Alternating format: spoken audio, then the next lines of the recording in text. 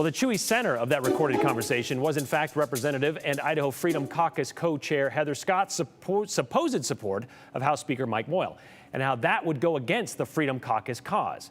We connected those dots yesterday as well, like how Maria Nate is the secretary of the Idaho Republican Party. She was also a delegate to the Republican National Convention in 2020. But she's also married to a former representative and current president of the Idaho Freedom Foundation. That would be former lawmaker Ron Nate.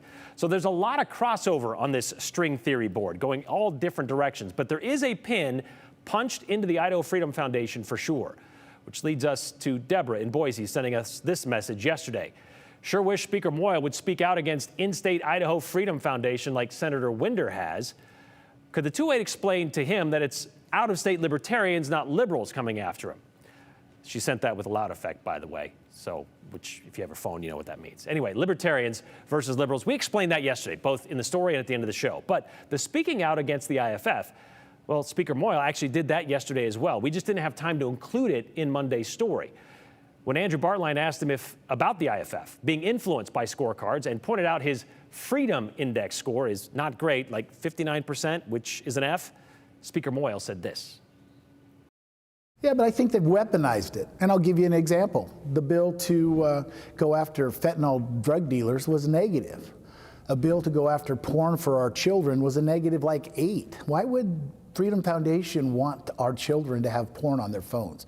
Why would the Freedom Foundation want fentanyl dealers not to be punished? I mean, these guys have lost their way. I don't think that's what Idahoans want, right? And so you've seen the Freedom Foundation kind of morph to this place. I don't, especially the last 2 years, and I don't know why they're going there, right? Because I assure you, in my district, they don't want fentanyl. They don't want drug trafficking. They don't want prostitution. They don't want human trafficking, and they've kind of gone that way. And so, you know, but that's between them and whatever.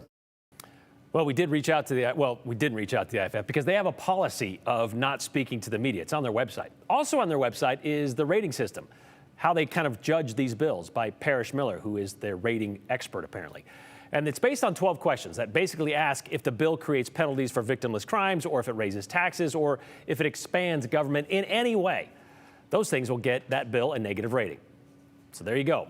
Deborah, Speaker Mike Moyle has joined Senate Pro Tem Chuck Winder in speaking out against the Idaho Freedom Foundation.